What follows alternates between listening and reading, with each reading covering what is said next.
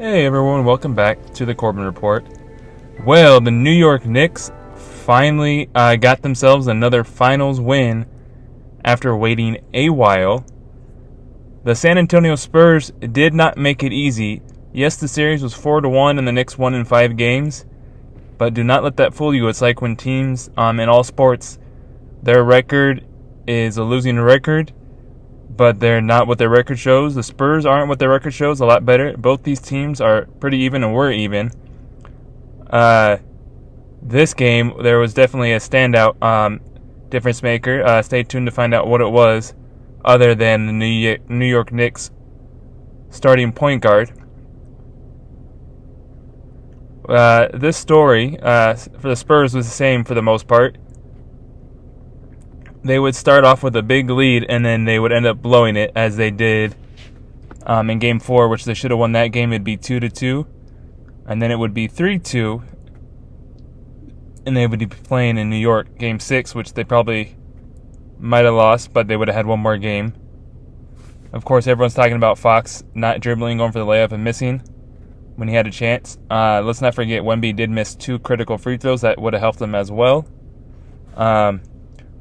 Spurs and Knicks will both make the playoffs next year. I don't know about either of them making the finals again.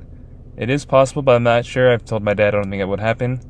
But I do think they'll both make the playoffs. Wemby had 5 blocks before halftime. The game was a low-scoring game, ended up being 94-90. So as you can tell, it was either a defensive battle or neither team can make shots. And for the Knicks in the beginning, it was neither team could make shots. And also, Dylan Harper is the 4th rookie with 20-plus points in consecutive NBA Finals games. According to ESPN, and this is what I saw when watching TV.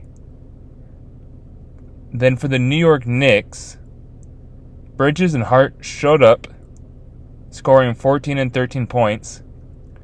Brunson scored 45 points on 14 of 27 shooting, 4 of 7 from free throw, and from the charity stripe, he made 13 free throws out of 15 attempts.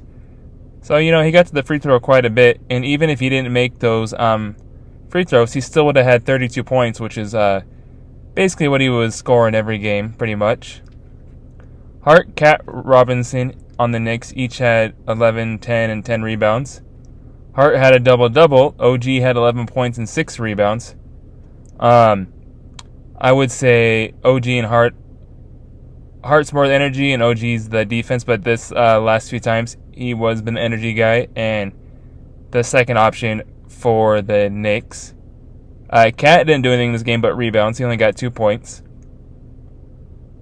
A few of the starters showed up, but not all of them at the same time, as I mentioned. So everyone did but Cat. And he also fouled out. I wonder if that actually might have helped the Knicks and not the Spurs. Because Robinson and Cat are the same size and big in muscles. But Robinson is a little quicker and can move quicker. A little more agile. For the Spurs, I think they should have went back to being the Spurs. And what I mean by that is ball movement, passing the ball around. Not saying they didn't do that, but where you move the ball around a bunch until you finally get the open shot, that's high percentage. And also, Wemby should have been in the paint more. Last year, he couldn't shoot from deep or mid-range, and then he's been making shots from outside perimeter and in the key. But he needs to go in the paint if the Spurs wanted to win that game, so I think so. That might be the difference next year. Is he'll be able to stretch the defenses, so he'll be able to go out, but he'll also be able to go in. He did get 14 rebounds, or 13 rebounds this game. No, it was 14 rebounds. Sorry. Got 14 rebounds this game, which is good. So he was in the paint getting rebounds, but he wasn't in the paint scoring as much as I would have liked him to. And no, I was not going for the Spurs. I was going for the Knicks. But the Spurs wanted a chance, that's what they needed to do. Harper was actually the one for the Spurs with the most points. 25, Wemby had 19. Harper went 10 of 19. And then also, the big difference was Jalen Brunson and also the free throws. Jalen Brunson got the most alone. Brunson has the most points scored in a finals game by a Knicks player, 45 points. Yes, the series ended 4-1, but the series wasn't a blowout like the series numbers looked like. It was a close 4-1. Both teams were even. What I forgot to mention is, not only did Wemby should have been in the paint scoring and not just in the perimeter, which I get that stretches of the defense, gets the tall guys out so your players to go in and make plays, but when they miss, who's there to get the rebound? Also, what didn't help was De'Aaron Fox and Stephon Castle had trouble this game. They disappeared just like Cat did. Similar to in how Chet in Game 7 of the Western Conference Finals disappeared. Where were they? I don't think the Knicks will be back for a while to the finals. They can make the playoffs again, but finals, I am not sure. They would need their starters to be unstoppable, as Jalen Brunson literally put them on his back to win the finals. He didn't literally put them on the back, but metaphorically, he literally put them on his back, scoring 45 points. Without him, they would have lost the game and most likely the series. What is next for both teams, the Spurs and the Knicks? Who knows? And coaches and players. Are they going to move on from some of them? Or are they going to keep them? What's going to go on? And if you go look at the free throws for both teams, the Spurs had 19 free throws attempts and only made 12. So that's a 7-point difference. And then the Knicks had 28 free throws and made 20 of them.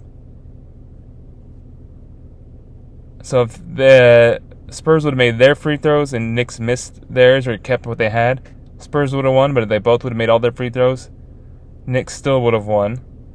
But that is a lot of difference for the free throws. Rebounds are pretty even, 48 and 47. Assists, 14 and 18. Spurs had more assists.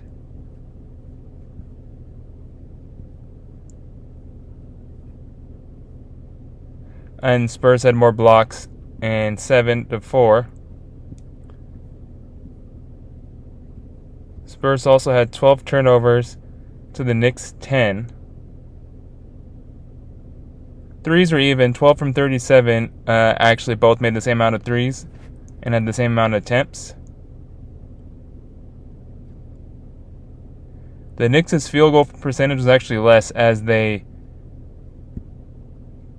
took one more shot attempt and made 2 less.